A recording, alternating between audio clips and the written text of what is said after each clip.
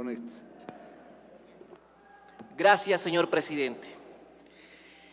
Bien, primeramente quisiera agradecer la sensibilidad de los miembros de la Comisión de Régimen Económico y Tributario y en especial a su presidente, señor Paco Velasco, porque tuvo total apertura para escuchar no solamente las observaciones que venían de nuestro propio bloque, sino también de las observaciones que presentaron los asambleístas de los otros bloques.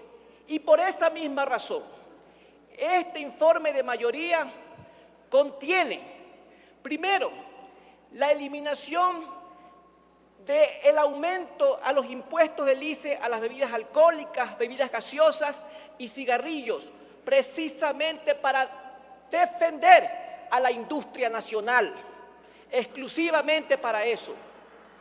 También se tomó en consideración el pedido de la Junta de Defensa del Artesano que todos sus productos no tengan un techo y que todos sus productos tengan IVA tarifa cero, como venía ocurriendo anteriormente.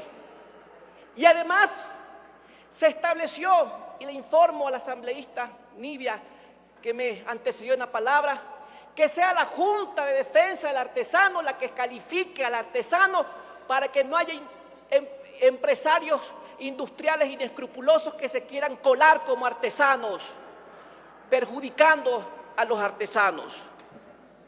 Entonces, realmente nos quedamos con dos puntos de discusión: el impuesto mínimo y el impuesto a la salida de capitales. Hablemos primeramente del impuesto mínimo.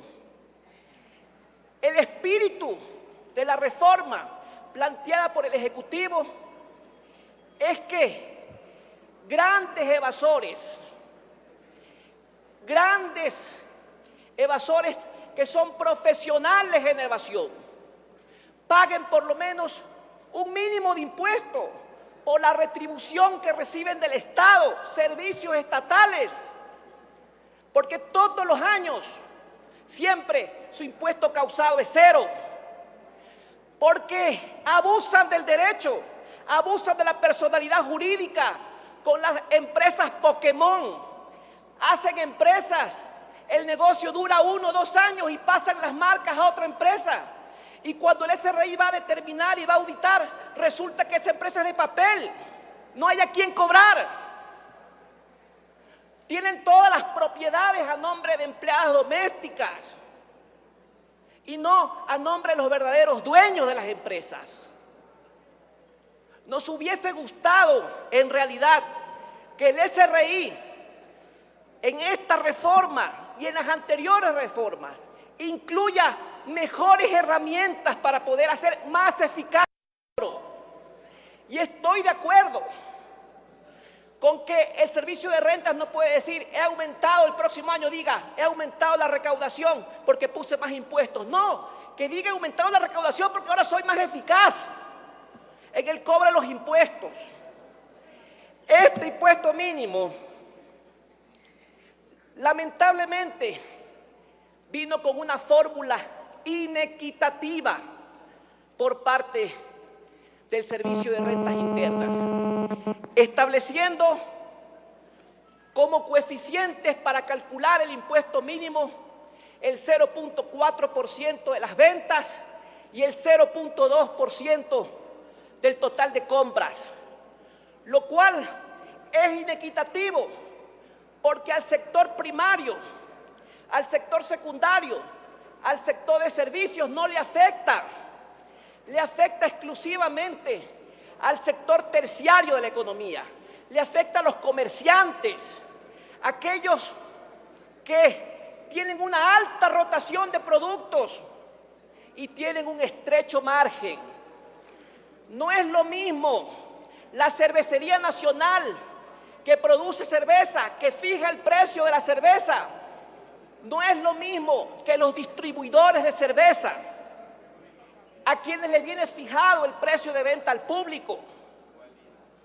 Y que si, por ejemplo, un distribuidor del Cantón Playas vendió 5 millones de dólares en cerveza, probablemente compró 4.800.000. Su verdadero margen es 200.000. Pero esta fórmula que nos mandó el SRI le obliga a ese sector terciario a que aplique la fórmula sobre el total de sus ventas, sobre 5 millones, y sobre el total de sus compras, 4.800.000, y no sobre el margen bruto, que es lo que debió haber hecho el Servicio de Rentas al establecer la fórmula. Es decir, nos debió haber dado una fórmula para nosotros equitativa, y nosotros planteamos varias alternativas. Y finalmente, sopesando ambas situaciones, primero el derecho de los ciudadanos a que los que no pagan impuestos, los evasores, sí lo paguen, aunque sea por primera vez en su vida. Y por otra parte, el derecho del sector terciario de la economía del comerciante, que no se ve afectado por la fórmula lamentable que nos mandó el SRI. La comisión tomó la decisión de restar a esa fórmula las retenciones en la fuente que se le haga durante todo el año al empresario, con lo cual se aminora enormemente el impacto del sector terciario comercial de la economía. Pero es verdad que aún sigue siendo inequitativa. Es verdad que la fórmula sigue siendo inequitativa porque existen contribuyentes a los cuales sí se les hace retenciones. Por ejemplo, los que comercializan gasolina, a las gasolineras les hacen las retenciones, pero al gasolinero, el chofer o el que maneja el vehículo no le hace retención. Lo mismo a los exportadores, que son comerciantes también. Los que compran afuera tampoco le hacen retenciones. Entonces, y podría pasar también que al que sí le hacen retenciones, al restar las retenciones, no le toque pagar nada, aplicando esta fórmula, nada de anticipo mínimo o de impuesto mínimo. Y encima tenga pérdidas y pueda pedir la devolución de sus retenciones. Por lo tanto, la fórmula sigue inequitativa, pero menos inequitativa que antes. Por eso la propuesta que quiero hacerles es que no acojamos la reforma del literal I que hace el Servicio de Rentas Internas, en el cual dice que un contribuyente puede pedir la exoneración cada 3 años si es que le ha ocurrido un caso fortuito. Eso no es dable. Aquí hay muchos juristas. El caso fortuito es un irresistible y un imprevisible.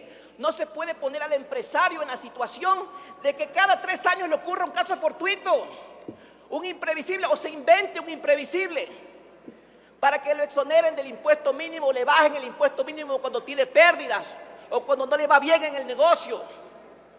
Es necesario que si vamos a poner esta fórmula que es para que los que no pagan, paguen, aunque sea un mínimo, se mantenga la facultad del Servicio de Rentas Internas como está actualmente en el literal I del artículo... Le queda 1 minuto.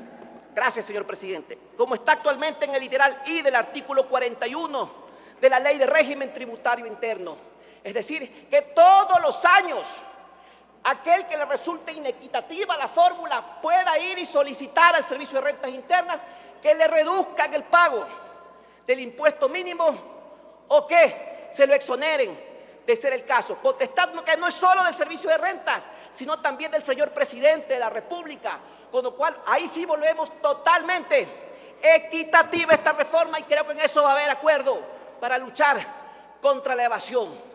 Y finalmente, me tomo 20 segundos, en cuanto al impuesto a la salida de capitales, creo que nosotros debemos castigar a aquellos malos empresarios que hacen utilidades en el país y se las llevan a invertirlas afuera. pero el impuesto a la salida de capitales del 2% debe exonerar a todas las importaciones, no solamente a los bienes de capital, a todas, para que no se cree ninguna distorsión. Gracias, señor presidente.